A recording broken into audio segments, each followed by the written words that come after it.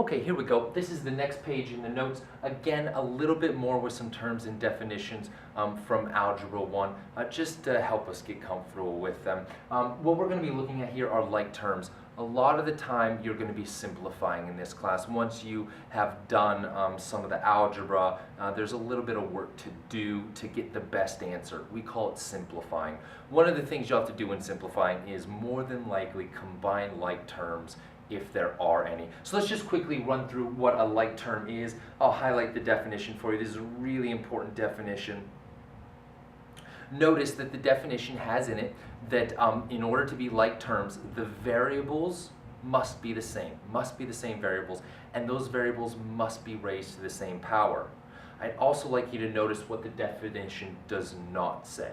The definition says nothing about the coefficients. Right? The numbers in front of the term don't matter, just the variables and the powers that those variables are raised to. Right? The numbers we don't really care about. All right? So let's take a look at a couple of examples here I've got for you. Go ahead, if you want, pause the video and try these ones on your own, then come back and check and see how you did. But if you have already jumped ahead and given these a shot, let's run through them and check and see what we get. So I look at these, and the first one I've got here is a 5x and a 5y. Now what I notice is that the numbers are the same, but according to the definition, we don't care about the numbers. That doesn't matter. What matters is the x and the y. Are the variables the same? They are not the same, and so no, these are not like terms. You would not be able to add or subtract these terms to simplify. The next one, 3x squared and 4x squared. Now again, the numbers are not the same, but that's okay because our definition, the numbers don't matter. I need the variables and the power that those variables are raised to be the same. And in this case, I have an x squared and an x squared, which of course is the same. So I could combine these like terms again. What kind of combination? I don't know. It depends on the problem. You might be adding them. You might be subtracting them. It depends on the problem. But whatever the problem called for you to do to simplify, you would be able to because they are like terms. One more here. I have a 2xy and a 4xy squared. Now, again, the numbers don't matter. The variables matter, and I have the exact same variables. I have an x and a y, and in the other one I also have an x and a y, which is awesome. But the definition goes farther than that. It says not only do the variables have to be the same, but the powers must be the same as well, and that's where I run into my problem. This y is squared. The y in the first term is not squared. The powers are not the same. These are not going to be like terms. You could not combine these guys. Again, as far as definitions go, terms and definitions, I want to be very, very clear about this. Make sure that we're using the proper vocabulary when we talk about these. The difference between an expression and an equation, and the difference is, it's an important difference, but it's a very, very simple difference. Now, the difference is this. An equation must have an equal sign in it. And that's the only difference, right? An equation will have an equal sign, an expression will not. But please be very, very careful when you're speaking to either someone else in the class or me or someone about a math problem. Please do not interchange these two terms. They don't mean the same thing, all right? If you have an expression, there is no equal sign. If you have an equation, there must be an equal sign. And one further distinction I want to make here. When it comes to an expression, we do not solve expressions. There is no equal sign. You cannot solve. You will evaluate.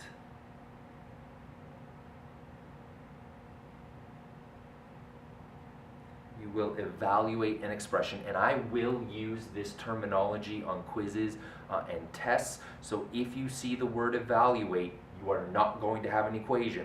You will have an expression that you're going to be doing something to. Now, when you have an equal sign, you can solve. And that's what we'll be having you do. So please make sure that you are comfortable with the difference between an expression and equation, and what I am going to ask you to do with them. I will ask you to evaluate an expression. I will ask you to solve an equation.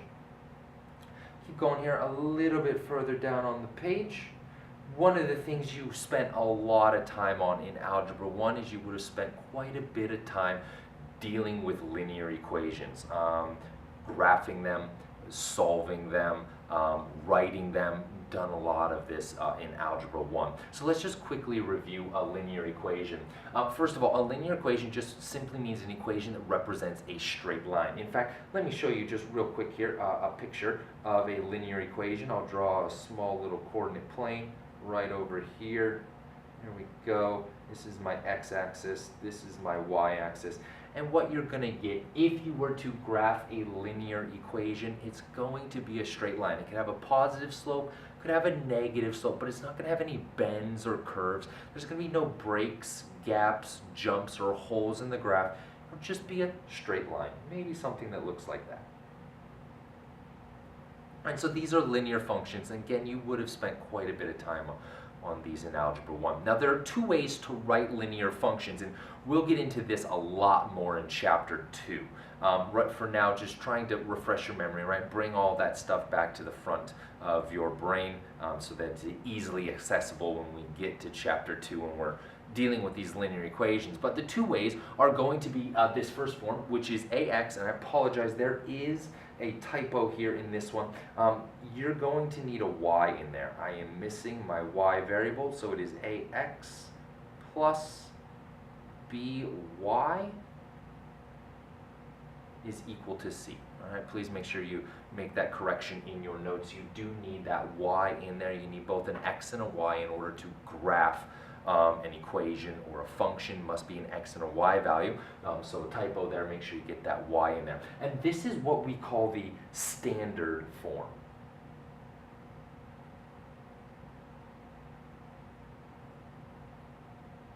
Oh, I apologize, hang on, I misspelled standard, 1 second. If you know me, you know my spelling is terrible. Let's try again.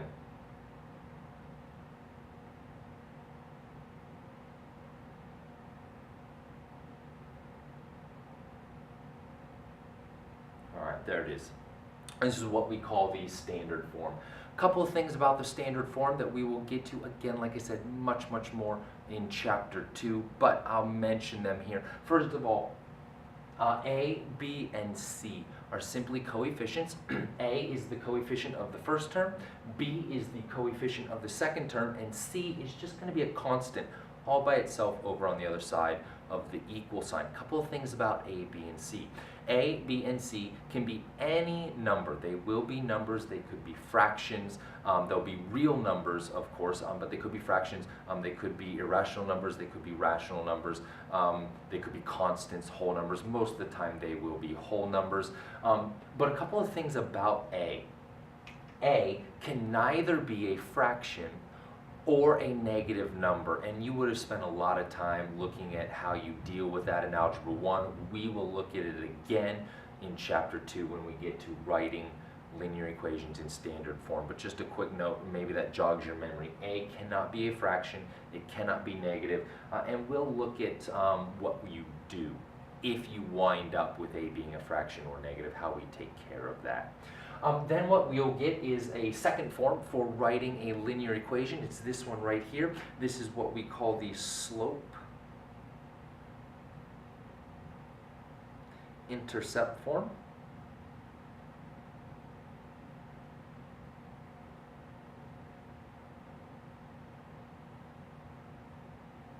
So this is the slope-intercept form of a line.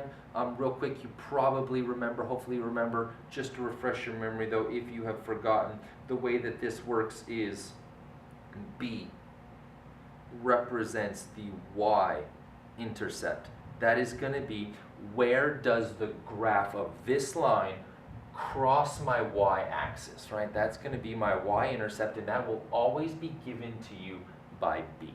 Always given to you by B. M is going to be the slope of the function. Remember, slope is rise over run. And so generally what we do is when you are given an equation, slope-intercept form, you will know what b is, so you'll just find that on your y-axis. You'll plot that point first, and then using your slope, right, rise over run, you will count up or down depending on what the slope is. If it's a positive slope or a negative slope, you'll either count up or down and then count over or back, right, to get your second point. Once you have 2 points, you can draw your line. Not so good for graphing, but definitely a nice way to look at the equation of a line. This is going to be your best option for graphing slope-intercept form. Hopefully that is a good review of some things from Algebra 1 that you'll need to know, terms and definitions, as we get into the rest of Chapter 1 and on to Chapter 2. That concludes this short little video. I'll see you on the next page of the notes.